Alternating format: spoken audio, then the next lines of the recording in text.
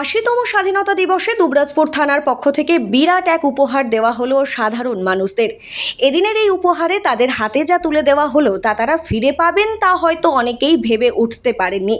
আর স্বাভাবিকভাবেই এমন অপ্রত্যাশিত উপহার পেয়ে খুশি আম জনতারা। 9 তারিখে জিডি করার পর আমি আশায় ছেড়েই দিয়েছিলাম যে মোবাইলটা আমার আর রিকভারি হবে না। মোবাইলটা আমার চন্দ্রপুর থেকে মাদারীপুরের মধ্যে কোথায় কোনো এক জায়গায় পড়ে যায়। আমি রেনকোট পড়তে গিয়ে সেখান থেকে মোবাইলটা আমার রাস্তায় পড়ে যায়। তো আমি অসংখ্য ধন্যবাদ জানাবো আমাদের বীরভূম পুলিশ এবং বিশেষ করে দুবরাজপুর থানাকে, যিনি এই আনন্দের মুহূর্তটা আজকে তুলে ধরেছেন।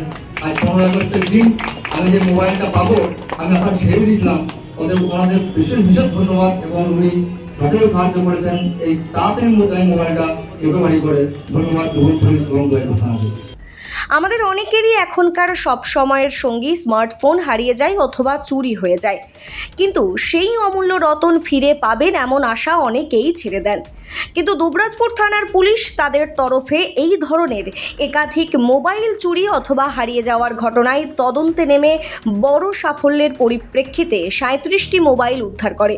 আর সেই 37টি মোবাইল আজ শনিবার আসল গ্রাহকদের হাতে ফিরিয়ে দেওয়া হয়। হারিয়ে যাওয়া অথবা চুরি যাওয়া মোবাইল ফেরত দেওয়ায় বীরভূম জেলা পুলিশের অপারেশন প্রাপ্তি নামের এই কর্মসূচিতে উপস্থিত ছিলেন দুবরাজপুরের বিধায়ক অনুপ কুমার সাহা, ডিএসপি ক্রাইম প্রতীক রায়, দুবরাজপুরের সিআই শুভাশিস হালদার, দুবরাজপুর থানার ওসি অমিত প্রামাণিক সহ অন্যান্যরা। এদিন যে সকল আসল গ্রাহকদের হাতে তাদের মোবাইল ফিরিয়ে দেওয়া হয় তারা যে কেবল বীরভূম জেলার তা নয়, অনেকেই অন্য জেলার বাসিন্দা হয়েও তাদের হারিয়ে যাওয়া মোবাইল এদিন ফিরে পেলেন, যা তাদের খুশিতে ভরিয়ে তুলেছে। আমার নাম সঞ্জীব কুমার গুপ্ত, আমি একজন রিটায়ার্ড টিচার। গত 11/4/2026 আমার একটি মোবাইল এই বাজার থেকে হারিয়ে যায়। আমি এখান থেকে জিডি করি।